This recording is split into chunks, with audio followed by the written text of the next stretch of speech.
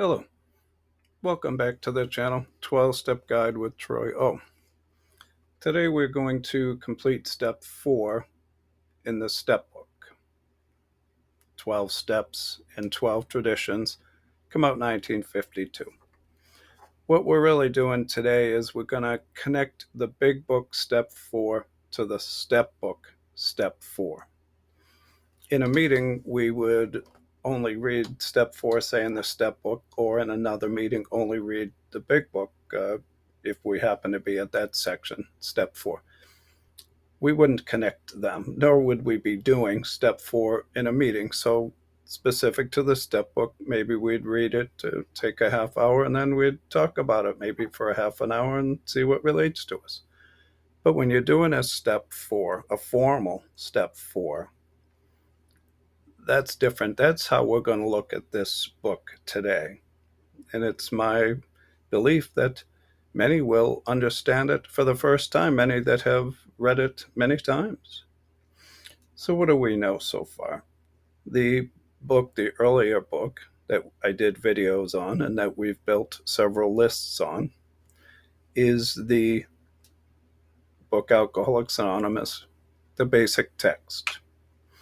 The book we're going to operate from today is intended to deepen and broaden the understanding of the 12 steps as first written in the earlier work.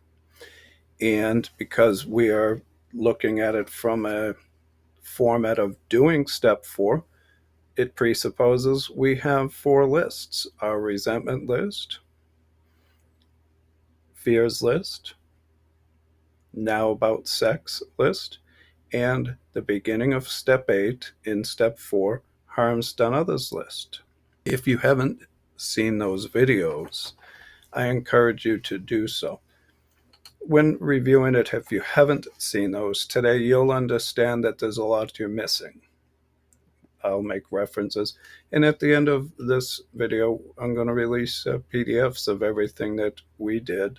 But there's a lot of information back there to consider. So today, page 42 to 54 in the book that came out 1952, 12 Steps and 12 Traditions, Bill's going to focus primarily on sex, security, and society. Society being personal relations, social society. And we know in the resentment list, column 3, is questions about sex, security, emotional and financial security, and personal relations. We also know that there's a specific sex list where questions come up, and a fears list where questions come up. Now, Bill got us started with these lists. They're going to intermingle today. We'll see that some of them, there's a lot of words that could potentially apply. It depends on the individual. It's not a cookie cutter approach where you have this one little design, you cut all the cookies, they all look the same. Each person's different, so he could get us started, he could bring it to a certain point, but beyond that, the questions apply to us. What fits us? And I just want to give a quick idea of what the chapter, how it's going to unfold. We're going to look at general character defects, whether you're an alcoholic or not, just the average people in life. Intermixing the lists throughout, however, there'll be a heavier focus on certain areas. Then we're going to get into the alcoholic. Remember him or her? We're going to visit 2 types, a depressive alcoholic or a power driver alcoholic, for examples, to get us some baseline. And we're going to look at the resentment list some more, and the fear list some more, the sex, and hurting others. We're also going to visit the word humility, true humility. So I want to give a quick understanding of that, a realistic outlook, a clear recognition of who and what we really are, followed by an honest and sincere attempt to become what we could be. Sometimes that often might begin with some sort of humiliation that we feel that could push us down a road. And throughout the book, I'm going to make some references and decode some information and some different ideas. Now, I'm assuming that you have the step book available to you and the big book, so you can follow along or look over this stuff and make notes so that you can see what applies to you and better understand that material. Okay, so page 42, step 4. Made a searching and fearless moral inventory of ourselves. Creation gave us instincts for a purpose. Without them, we wouldn't be complete human beings. If men and women didn't exert themselves to be secure in their persons, made no effort to harvest food or construct shelter, there would be no survival. If they didn't reproduce, the earth wouldn't be populated. If there were no social instinct, if men cared nothing for the society of one another, there would be no society. So these desires for the sex relation, for material and emotional security, and for companionship are perfectly necessary and right and surely God given. They're just a natural, normal part of what makes up the human race. And you see there sex relation, material and emotional security, and companionship. So, resentment list, column 3. And these instincts are something born in us, developed in us, that drive us, that keep us alive.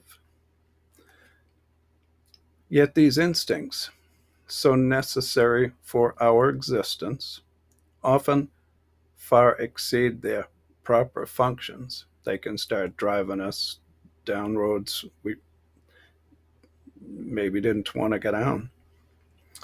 Powerfully, blindly, many times subtly, they drive us, dominate us, and insist upon ruling over our lives.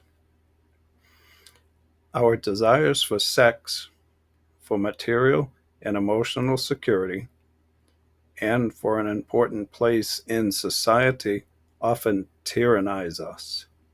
They cruelly dominate us. And there's that column 3 again, stated a slight bit different. Still just about the average human in life. When thus out of joint, these instincts starting to go astray, when thus out of joint, man's natural desires cause him great trouble. Practically all the trouble there is. No human being, however good, is exempt from these troubles. Nobody escapes it one way or another. Whether it's because of your parents, your own behaviors, strangers, friends, outcomes of issues, nobody escapes the drive from instincts of somebody. Nearly every serious emotional problem can be seen as a case of misdirected instinct. When that happens, our great natural assets, the instincts, those things keeping us alive and giving us, pushing us down a road towards life, well, they've turned into physical and mental liabilities. Now they've become debts, but these debts we're responsible for one way or another. Step 4 is a vigorous, that's a strong undertaking, a healthy undertaking, and painstaking effort to discover what these liabilities, these debts in each of us have been and are.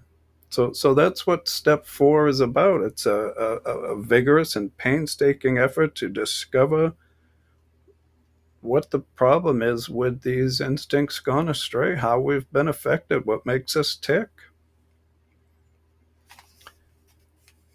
We want to find exactly how, when, and where our natural desires have warped us. So somehow we got blown off course based on the best possible scenario to do with our instincts.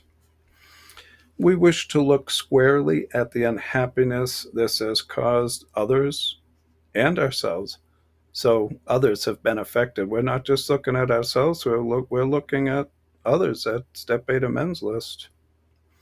By discovering what our emotional deformities are, it's a moral flaw, we can move toward their correction. We can fix it. Without a willing and persistent, that's a strong continued effort to do this, there can be little sobriety or contentment. Well, sobriety is without having to drink. It may be mental sobriety, emotional sobriety. There may be sobriety from drugs or from gambling, overeating, depending on what it is. We've got to eat, so there's a different description. You may have to take medications for something. I mean, so it isn't always as simple as abstinence. In this contentment, that's being happy and satisfied. So it can be little sobriety or contentment for us. Without a searching and fearless moral inventory, so this truly is about our morals, most of us have found that the faith, the trust, which really works in daily living, is still out of reach. It's just something's not working and it's frustrating us, and maybe we go back to drinking and nobody's happy. Before tackling the inventory problem in detail, let's have a closer look at what the basic problem is. Simple examples like the following take on a world of meaning when we think about them. So we're going to put some thought into them. Again, in a meeting, we'd buzz right through this, but we're going to start trying to think about this and understand it better. Suppose a person places sex desire ahead of everything else. So their interest in sex and just going out and having sex is more important than anything else. In such a case, this imperious urge, an arrogant, dominating urge, can destroy his chances for material and emotional security as well as his standing in the community. He built up some stuff and then went out and did some things sexually that maybe didn't turn out so well. Maybe he broke the law. Maybe it cost him a marriage, whatever it is, or she. Another may develop such an obsession for financial security that he wants to do nothing but hoard money, just hold on to money.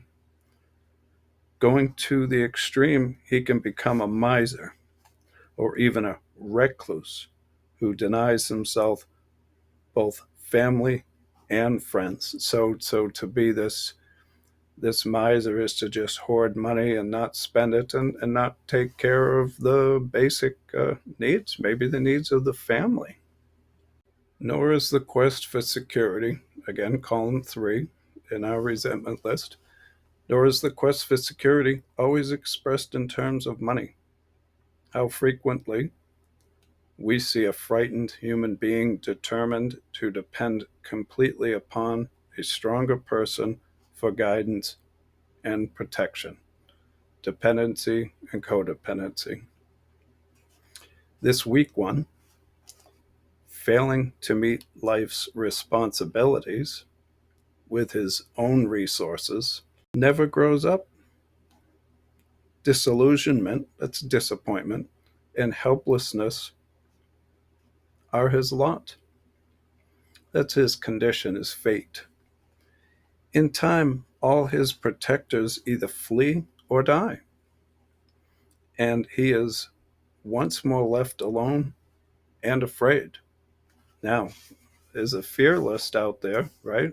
We've got our fear list to look at and consider concepts. That's where we're looking over our lists, and this information when doing step 4 is intended to deepen and broaden those lists to provoke ideas, our experiences, how we may have been affected, whether it's resentment or our fears or our sex conduct, or we may have hurt someone else, or another idea that's provoked that we can fit in there. We have also seen men and women who go power mad. Now we've got another type of an example, who devote themselves to attempting to rule their fellows. So they're power mad. These people often throw to the winds every chance for legitimate security. So that's a credible, reasonable security and a happy family life. Whenever a human being becomes a battleground for the instincts, there can be no peace. So when these instincts, when someone's struggling to rule over everybody else, there could be a battle going on there when it's maybe not really appropriate. But that is not all the danger. Every time a person imposes his instincts unreasonably upon others, unhappiness follows. If the pursuit of wealth, the greed, tramples upon people who happen to be in the way, then anger, jealousy, and revenge are likely to be aroused. So a couple of these words were used in the sex list, but now Bill's using, and we know a resentment list that fits anger, but we also know anger is on a couple of other lists. We know jealousy on the sex list, but maybe there's something to do with anger or resentment. And revenge, that's a behavior that are likely to be aroused. So these things could fit in your resentment list. They could fit any of your lists. So open up your mind for these ideas. If sex runs riot, there is a similar uproar. So we know the sex list, the jealousy, anger, was one of the categories. Demands made upon other people for too much attention, protection, and love can only invite domination, to rule over, or revulsion, to despise, in the protectors themselves. So the protectors might rule over us or despise us. Two emotions quite as unhealthy as the demands which evoke them. When an individual's desire for prestige becomes uncontrollable, he really wants respect and admiration, whether in the sewing circle or at the international conference table. Other people suffer and often revolt.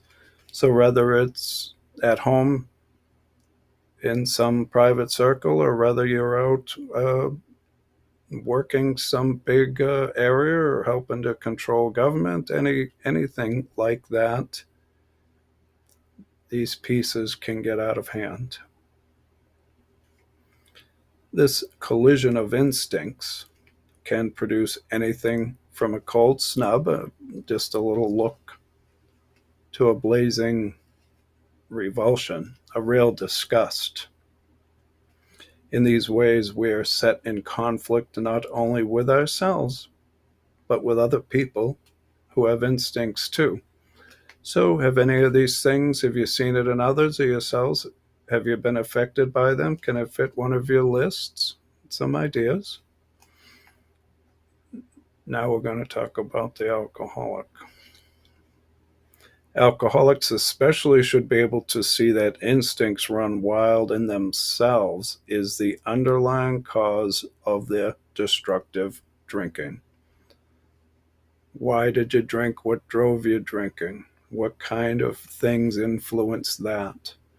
We may not even realize it. In my case, I mean, I'd been cracking beers open for the group at 3 years old, sucking them in. And it's just all I ever seen was everybody drinks. But things followed. I developed in age and into adulthood, and this stuff had an impact on me. Bill, in his story, he just had some drinks one day at a party and discovered they made him free. He was suddenly able to talk, flirt, and all these things, and this freedom, he just loved it. And he built upon that. Alcoholics especially should be able to see that instincts run wild in themselves as the underlying cause of their destructive drinking. We have drunk to drown feelings of fear. We know the fear list, frustration, and depression. We have drunk to escape the guilt of passion. Maybe you desired someone that didn't, even your own morals didn't like that, and then have drunk again to make more passion possible. The alcohol gave us permission, but there's other ways that you don't have to have drank to made these mistakes to be driven down these roads. We have drunk for vainglory, that we might the more enjoy foolish dreams of pomp and power. The pomp, putting ourselves on self-display, but the vainglory, that's a desire to be seen, accepted, appreciated. So, but on a maybe an excessive scale, we want to be out there and we want others to see us and appreciate us. And maybe alcohol did that for us, allowed us to get out there and do those things. This perverse soul sickness is not pleasant to look upon. Instincts on rampage, balk, that's refuse, at investigation. So instincts on rampage balk at investigation. They don't want to be looked at. Matter of fact, the minute we make a serious attempt to probe them, we are liable to suffer severe reactions. And how those reactions go in to show themselves, it could come in the form of humiliation, guilt, fear, anger, frustration, a whole lot of areas of interest that we might consider. If temperamentally, that's emotionally, we're on the depressive side, so now we're going to speak about a different type, the depressive. We're apt to be swamped with guilt and self-loathing. That's kind of self-hate. We wallow in this messy bog, this ooze, often getting a mishappen and painful pleasure out of it. As we morbidly, that's gloomy, pursue this melancholy, this depressive activity, we may sink to such a point of despair that nothing but oblivion looks possible as a solution. It's just life ain't worth living. It's a total darkness for us. Here, of course, we have lost all perspective and therefore all genuine humility, this realistic outlook or clear recognition of who and what we really are, followed by an honest and sincere attempt to become what we could be. If we just put our head in the sand or we're just loaded with darkness and don't keep the wheel turning, it's tough to make any success out of this. For this is pride in reverse. This is not a moral inventory at all. It is the very process by which the depressive has so often been led to the bottle and extinction. So in this case, somehow life wasn't worth living and alcohol just helped them drown everything out, and it could have ended in death. If, however, our natural disposition is inclined to self-righteousness or grandiosity, that's a superior and an exaggerated self, our reaction will be just the opposite. We will be offended at AA's suggested inventory. No doubt we shall point with pride, ego, to the good lives we thought we led before the bottle cut us down.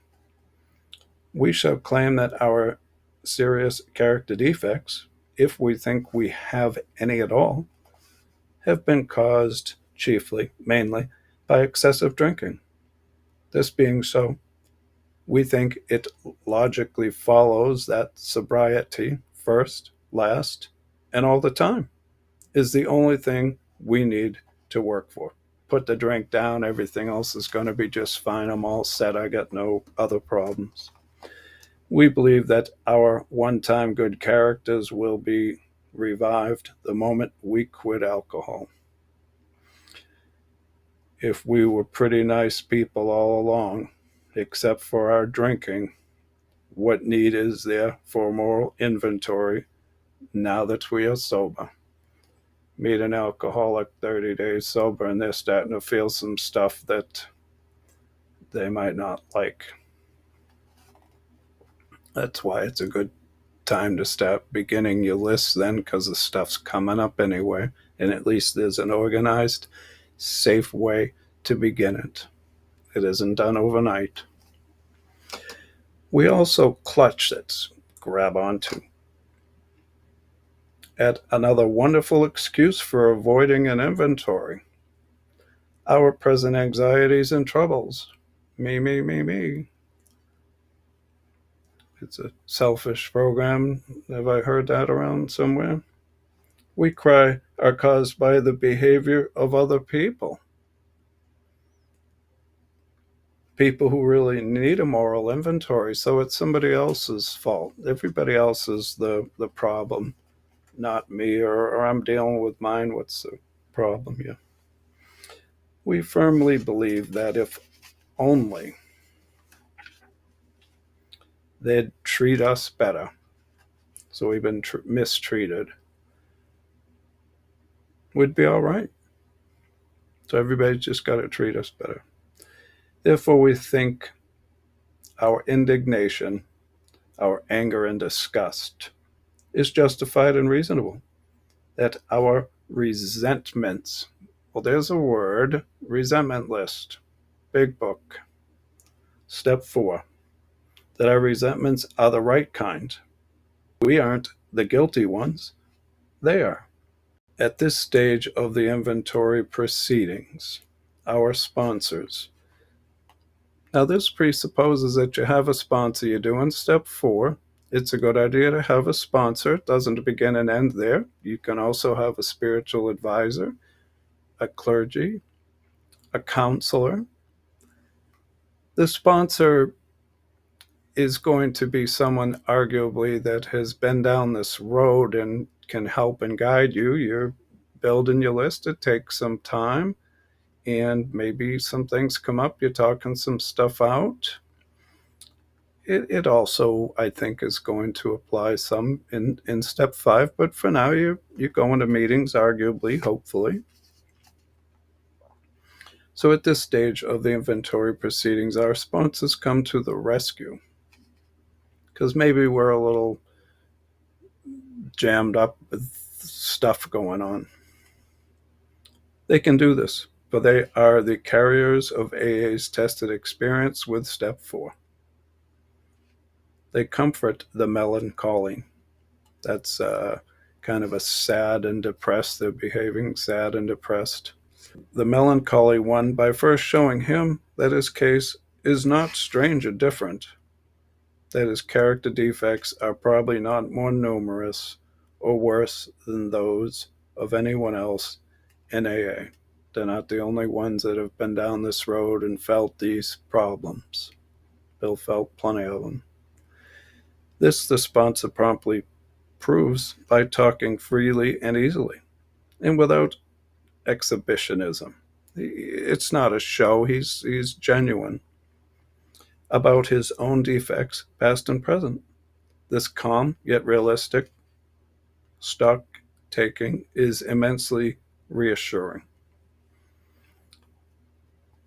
Now, the sponsor can speak in this way if they've been down that road. That's why I suggest having a sponsor, and in addition to if other people that can help guide you. The sponsor probably points out that the newcomer has some assets which can be noted along with his liabilities. It wasn't all bad. You got strengths. Yes, you have some problems, but you also have strengths, and it's important to see both sides of the picture. We're also learning how to be sponsors here. So why is that? This tends to clear away morbidity, that darkness, that depression, and encourage balance. As soon as he begins to be more objective, to get unstuck, the newcomer can fearlessly, without that fear, rather than fearfully, doing it under fear is a whole different mechanism here that we'd be working with. So begins to be more objective, the newcomer can fearlessly, rather than fearfully, look at his own defects. And notice the word newcomer there. That suggests a new person in the program, and each person can define that, but usually a newcomer is pretty young in the program, and he's talking about looking at their defects in this step 4 process. The sponsors of those who feel they need no inventory. Now, we were just talking about the depressive. Now we're going to come back to the power hungry. Are confronted with quite another problem. This is because people who are driven by pride of self unconsciously blind themselves to their liabilities, their weaknesses, their boastfulness of themselves, their ego don't allow them to see these things. These newcomers scarcely need comforting. And again, the word newcomer. The problem is to help them discover a chink in the wall, their ego, their self-esteem, self-importance, their self-worth, their pride, that a chink in the ego has built, through which the light of reason can shine. First off, they can be told that the majority of AA members have suffered severely from self-justification during their drinking days. For most of us, self-justification, that's to make excuses for yourself that may override your belief system, your morals. The reason you're making these excuses, maybe I can have an extra one, maybe I can drink extra, eat extra,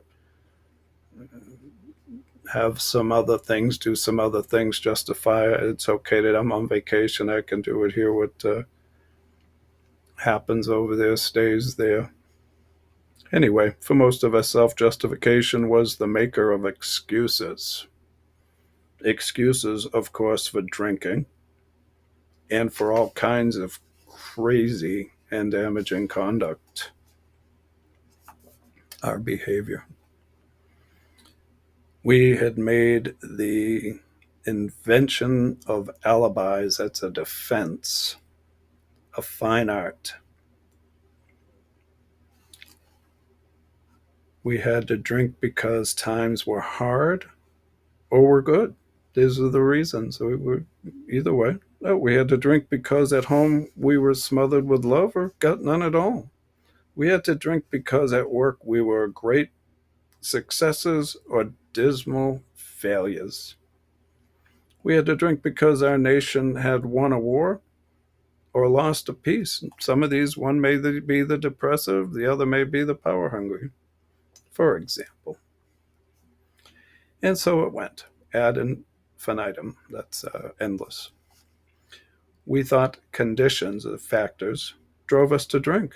And when we tried to correct these conditions and found that we couldn't to our entire satisfaction, I want to be real happy, our drinking went out of hand and we became alcoholics. We kept fighting the system and could never get it perfect. There was always some fly in the ointment.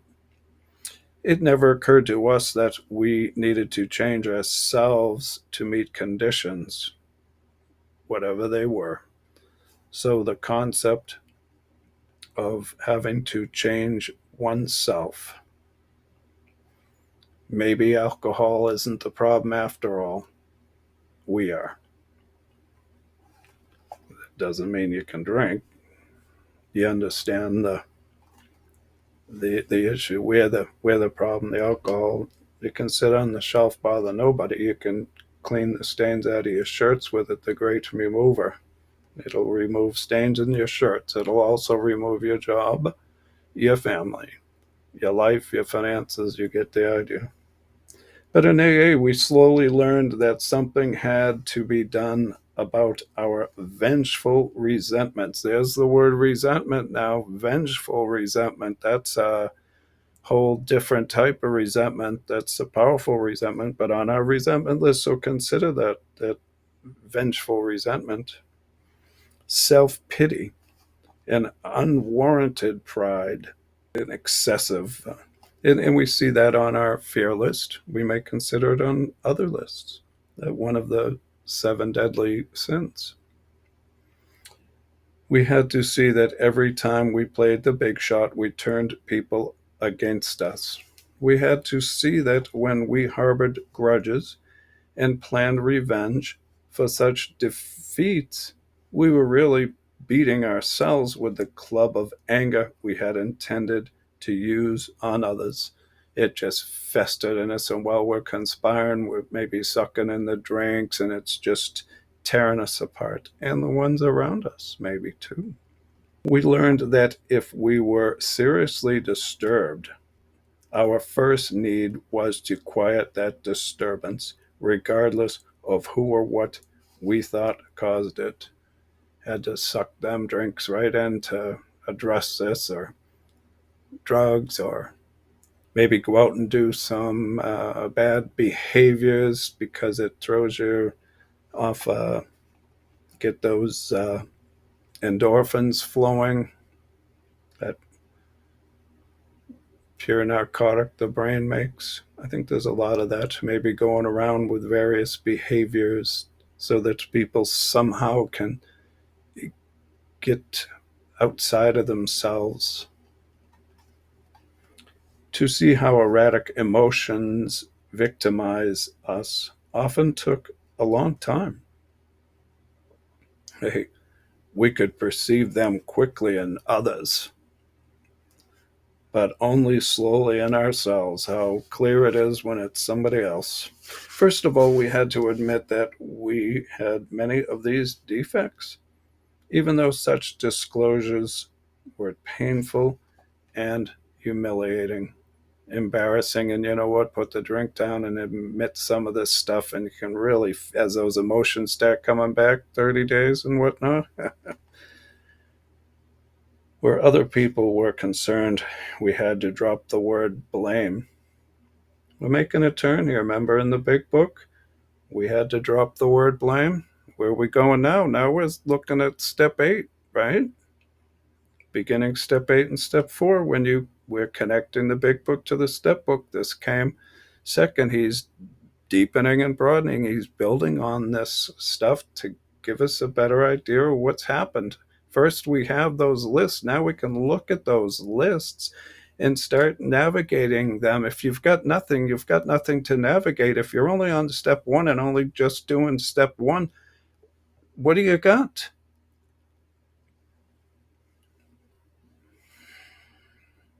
I encourage you to advance.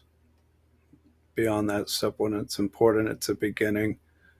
But the truth is, for me, I was able to do step one down at the bar just fine. So there's that.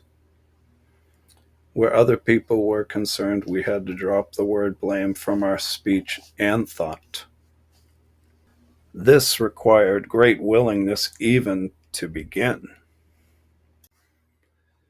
But once over the first 2 or 3 hurdles, the course ahead began to look easier. We're on page 48. Once we start our resentment list, start getting some things down, and get serious about it, things start to get easier. The beginning is so important. For we had started to get perspective on ourselves, which is another way of saying that we were gaining humility. We're doing something about that humiliation, those parts of us that we don't like. We're finding ourselves and beginning to make some changes. We're not just stuck on step one.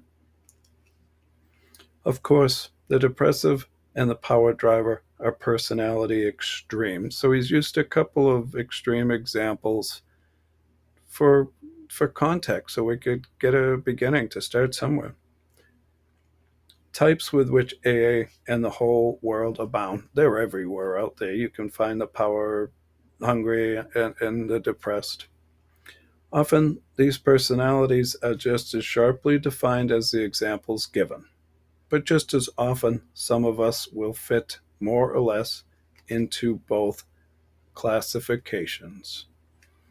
There's going to be certain areas, maybe you feel all powerful at home, and then you go out to the workplace and maybe you feel depressive. So there's going to be areas where you feel more powerful and less powerful. Maybe alcohol helps you do what you can't do for yourself. And the replacement is maybe the program and the steps, and God can help you do what you can't do for yourself. So often these personalities are just as sharply defined as the examples given, but just as often as some of us will fit more or less into both classifications. Human beings are never quite alike, so each of us, when making an inventory, will need to determine what his individual character defects are. He can get you this far, but it's up to you. He can give you the list, he can give you the ideas, but we're all different. Only you can answer those questions. Only you can choose to move forward. Others can help you, but it's your choice. It's your life. It's your destiny. It's your outcome. It's your sobriety. Having found the shoes that fit, we ought to step into them and walk with new confidence that he is at last on the right track. Now let's ponder the need for a list of more glaring personality defects all of us have in varying degrees. To those having religious training, such a list would set forth serious violations of moral principles. Some others will think of this list as defects of character. Still others will call it an index of maladjustments. Some will become quite annoyed if there is talk about immorality, let alone sin.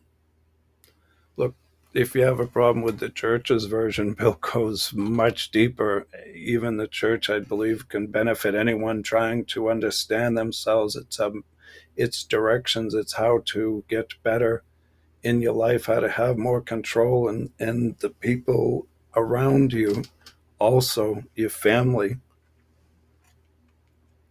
But all who are in the least reasonable will agree upon one point, that there is plenty wrong with us alcoholics, about which plenty will have to be done if we are to expect sobriety, progress, and any real ability to cope with life. So this is Alcoholics Anonymous, and this material. This is about the alcoholic, but I believe many others can find themselves in this process Sometimes you might have to adjust the dials a little bit to see what fits for you. But this is at least a beginning.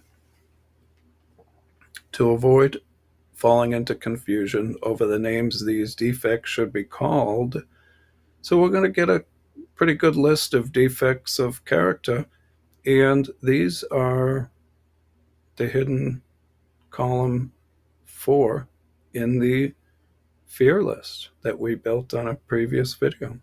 Let's take a universally recognized list of major human failings. This list developed because it's parts of who we are. It's been around for a long time.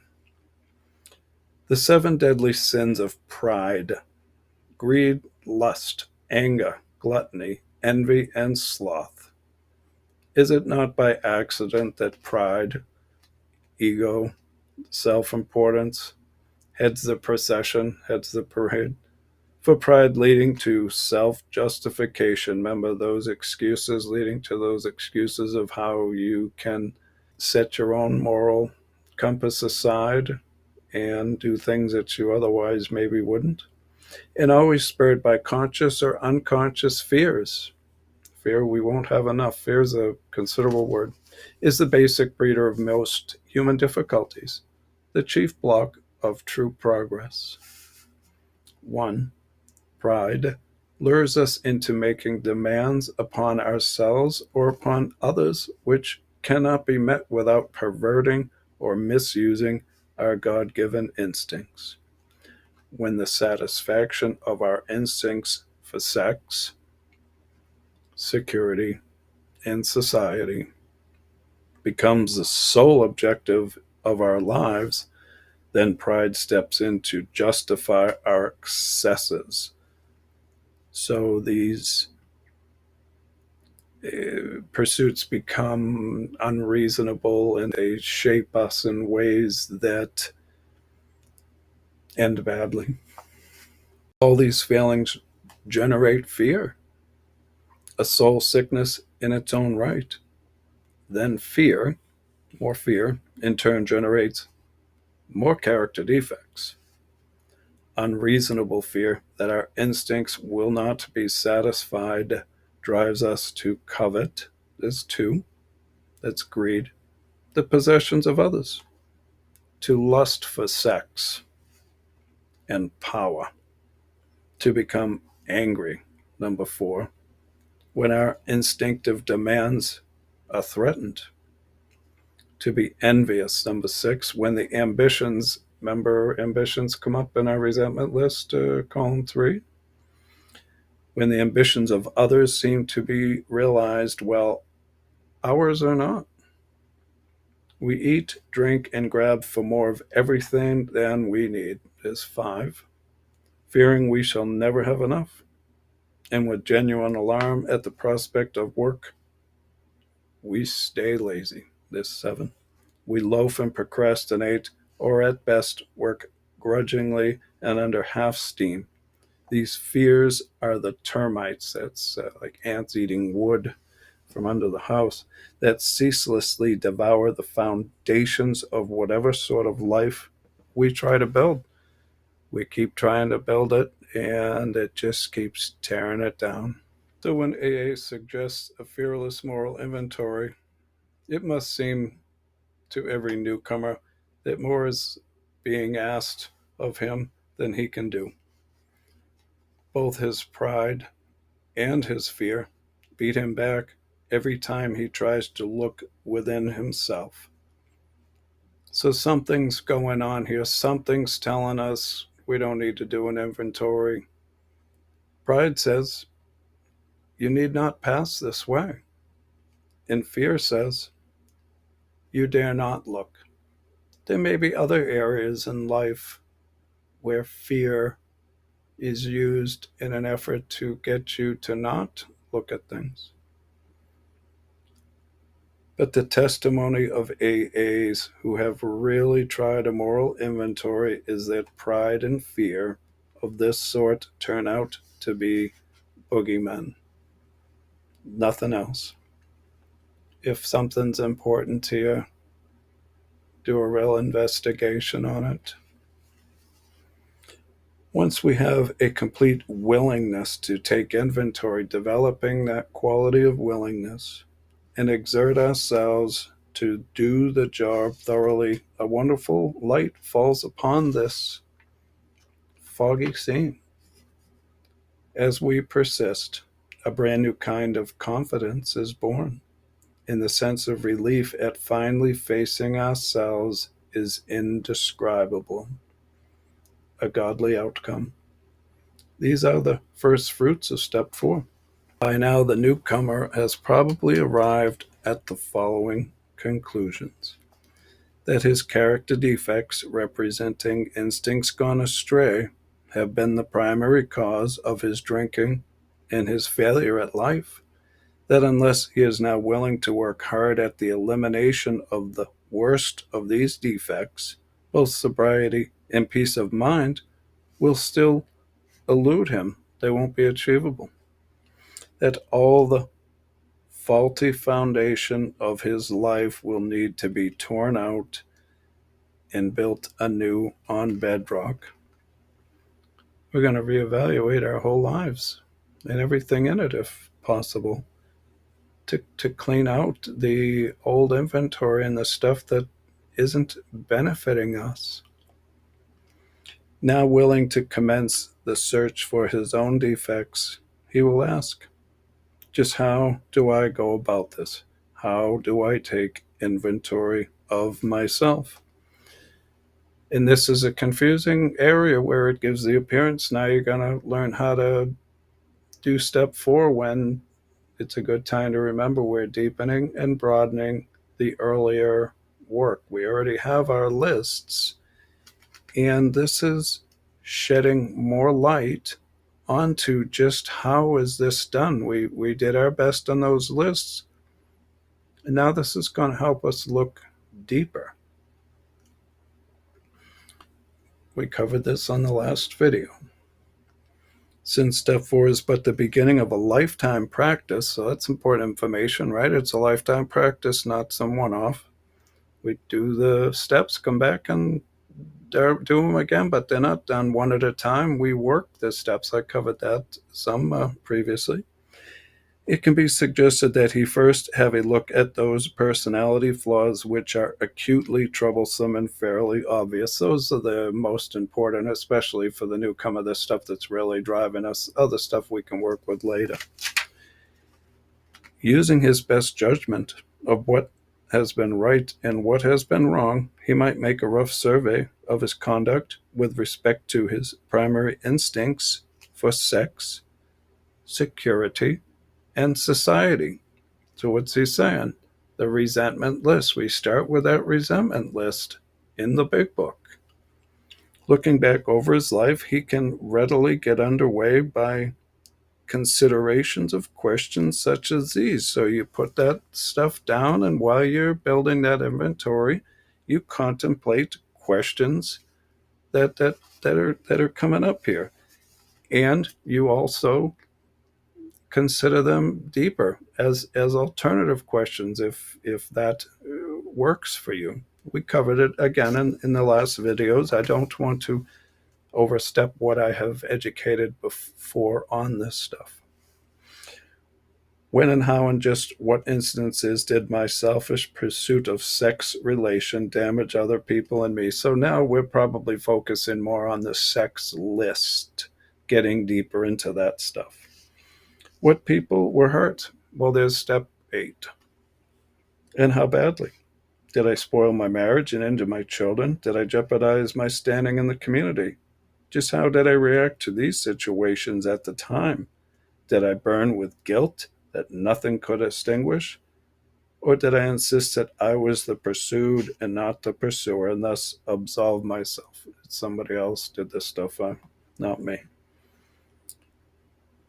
How have I reacted to frustration in sexual matters? When denied, did I become vengeful or depressed? Did I take it out on other people? If there was rejection or coldness at home, did I use this as a reason for promiscuity, to cheat? Also of importance for most alcoholics are the questions they must ask about their behavior respecting financial and emotional security. Column 3 on your resentment list. In these areas, fear, greed, possessiveness, and pride have too often done their worst, so there's some areas that might connect. Surveying his business or employment record, almost any alcoholic can ask questions like these. In addition to my drinking problem. So this is looking deeper at us even when we're not drinking. What character defects contributed to my financial instability? Money is a big one. Did fear and inferiority about my fitness for my job destroy my confidence and filled me with conflict, feeling squirrely and stuff like that? Did I try to cover up those feelings of inadequacy by bluffing, cheating, lying, or evading responsibility? Or by griping that others failed to recognize my truly exceptional abilities? Did I overvalue myself and play the big shot? Any of that going around? Did I have such unprincipled ambition? Now we have ambition, column 3 in the resentment list, for example. But that ambition on the sex list, and certainly in the fear list, we'll find pieces of it. That I, in the harms list, here we go, that I double crossed and undercut my associates. Maybe there's a little something on the old harms done others list tied to your ambitions. Was I extravagant? Did I recklessly borrow money, caring little whether it was repaid or not? Was I a pinch penny, real cheap, cheap, refusing to support my family properly? Did I cut corners financially? What about the quick money deals in the stock market and the races? Businesswomen in AA will naturally find that many of these questions apply to them too. But the alcoholic housewife can also make the family financially insecure. She can juggle charge accounts, manipulate the food budget, spend her afternoons gambling, and run her husband into debt by irresponsibility, waste, and extravagance. But all alcoholics who have drunk themselves out of jobs, family, and friends will need to cross examine themselves ruthlessly to determine how their own personality defects have thus demolished their security. Now, to cross examine something presupposes you've examined it. I believe the beginning examination starts in the big book with step 4. And these questions are intended to help us cross examine. And he's heightening even more so that if alcohol really costs you a lot, you're going to want to be sincere and deep and put a great effort into understanding oneself in an effort to overcome the malady. So, have thus demolished their security. And we know that it's a resentment list, column 3, and financial security, emotional security, things like that. The most common symptoms of emotional insecurity, so security, insecurity, are worry, anger, self pity, and depression. So there's some ideas that may or may not have been covered quite perfectly in the initial list, but he's given you some ideas for contemplation. If some of this sounds familiar to you, then you can dial in closer to some of these other feelings that can help you make your list. These stem from causes which sometimes seem to be within us and other times to come from without. So there could have been problems that happened from outside of you, and these problems could have been developed from inside of you. So look around, look in, look out. Be honest, there's a place for each thing on your list, whether it's a resentment or a fear, sex conduct, a harm, or something else that doesn't quite fit those. You can make a different list, title it different. To take inventory in this respect, we ought to consider carefully all personal relationships which bring continuous or reoccurring trouble. It should be remembered that this kind of insecurity, this emotional insecurity, may arise in any area where instincts are threatened. Questioning directed to this end might run like this: looking at both past and present, what sex situations, and we know the sex list, have caused me anxiety, bitterness, frustration, or depression. That question is directed at the individual. It was directed differently in the big book. Appraising each situation fairly, can I see where I have been at fault? Step 8. Did these perplexities beset me because of selfishness or unreasonable demands? Did this happen as a result of selfishness or unreasonable demands? Did you set it in motion? Or if my disturbance was seemingly caused by the behavior of others, why do I lack the ability to accept conditions I cannot change? I take a look at the Serenity Prayer. These are the sort of fundamental inquiries that can disclose the source of my discomfort and indicate whether I may be able to alter my own conduct and so adjust myself serenely to self discipline. We're generating self discipline, understanding ourselves. If you can't see these things, it's tough to adjust the dials for change. Suppose that financial insecurity constantly arouses these same feelings.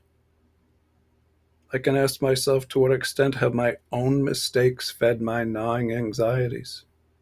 And if the actions of others are part of the cause, what can I do about that?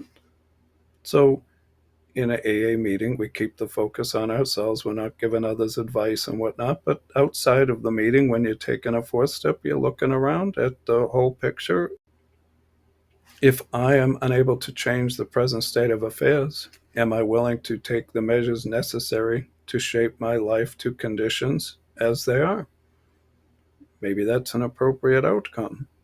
It's assessing that is important. Questions like these, more of which will come to mind easily in each individual case, will help turn up the root causes. So he's encouraging you to ask more questions. It doesn't end here. It can begin here. It's about yourself. If there's a missing question, you say, well, it doesn't quite apply that way. How does it apply? But it is from our twisted relations with family, friends, and society at large that many of us have suffered the most. We have been especially stupid and stubborn about them, so we're looking for some real mistakes there. The primary fact that we fail to recognize is our total inability to form a true partnership with another human being. Our egomania digs two disastrous pitfalls. Either we insist upon dominating the people we know, or we depend upon them far too much. So one of these two areas we may fail to recognize, and it's worthy to look deeper into your relationships that have really gone bad.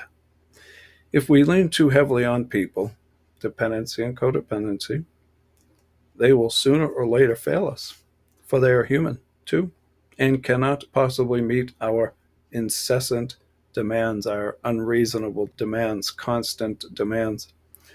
In this way, our insecurity grows and festers.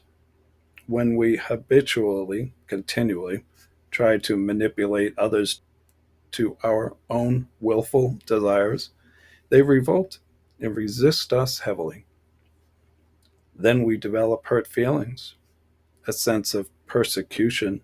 We've been persecuted, and a desire to retaliate. As we redouble our efforts at control, so we're retaliating and trying to regain control, and continue to fail, our suffering becomes acute and constant. So that could drive you to some drinks, maybe. We have not once sought to be one in a family, to be a friend among friends, to be a worker among workers, to be a useful member of society. Always we tried to struggle to the top of the heap or to hide underneath. Can you relate to that? Where are you at in that concept? You'll find yourself somewhere between those two examples.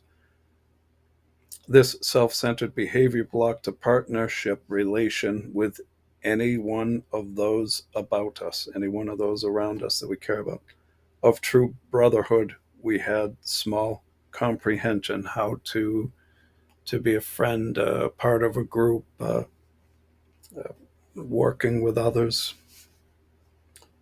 Some will object to many of the questions posed because they think their own character defects have not been so glaring.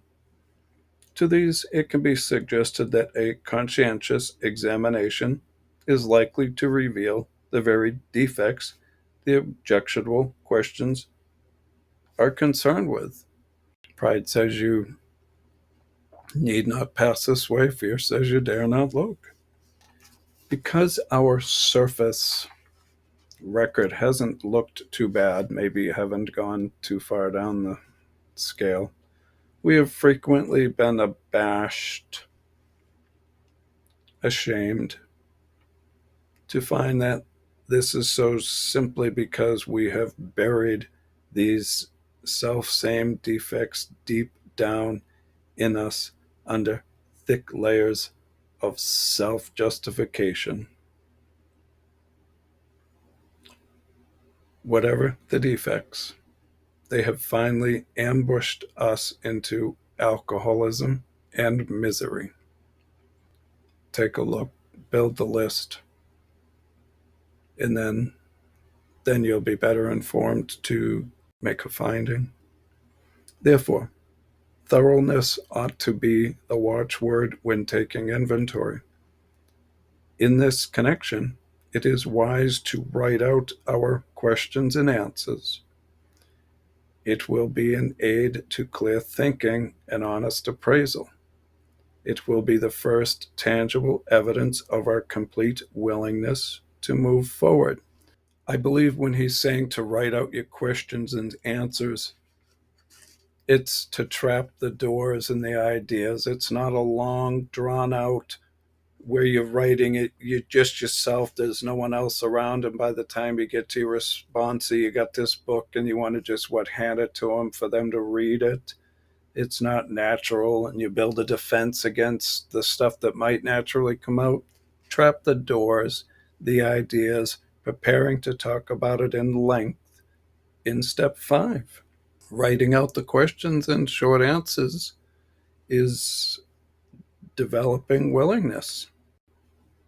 And it's also this honest appraisal, trying to get honest with yourself, telling everything you do know about yourself in an effort to find out what you don't know about yourself. This is going somewhere so that you can be free of alcohol, live a happier life, make better decisions.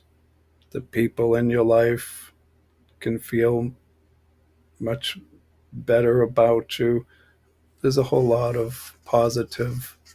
And Alcoholics Anonymous and other 12-step support programs where people can come together, talk about their common problem, work these things out, are very helpful to better understand this stuff. I encourage it. So that's the reading. This is the end of step 4. Look for PDF things that you can download. Those are documents that we're going to release of all step 4 to help you guide the process. So you have a list of things from what we talked about to begin with. And I'll also include some of the definitions in the different words. Try to do a thorough job to help people out so they can understand this. Use it for your sponsee, for your sponsor. If your sponsor needs some education on this, help them out. If your counselor or clergy, if they need to understand where this is going so that you can do step 5 with them, the information will be there. Work with the people on this. It's worth it. Thank you very much. Have a nice day. If you found this video helpful, please like and subscribe. Ring the bell to be notified when new content is added. Also, you can support the channel 12-Step Guide with Troyo by donating through PayPal to hsworldservice@yahoo.com. In Step 4, we are laying the groundwork and planting seeds for the 9th step promises. Those promises are: we are going to know a new freedom and a new happiness. We will not regret the past, nor wish to shut the door on it. We will comprehend the word serenity and know peace. No matter how far down the scale we have gone, we will see how our experience can benefit others. That feeling of uselessness and self-pity will disappear. We will lose interest in selfish things and gain interest in our fellows. Self-seeking will slip away. Our whole attitude and outlook upon life will change. Fear of people and of economic insecurity will leave us. We will intuitively know how to handle situations which used to baffle us. We will suddenly realize that God is doing for us what we could not do for ourselves. Keep moving forward. It's worth the effort.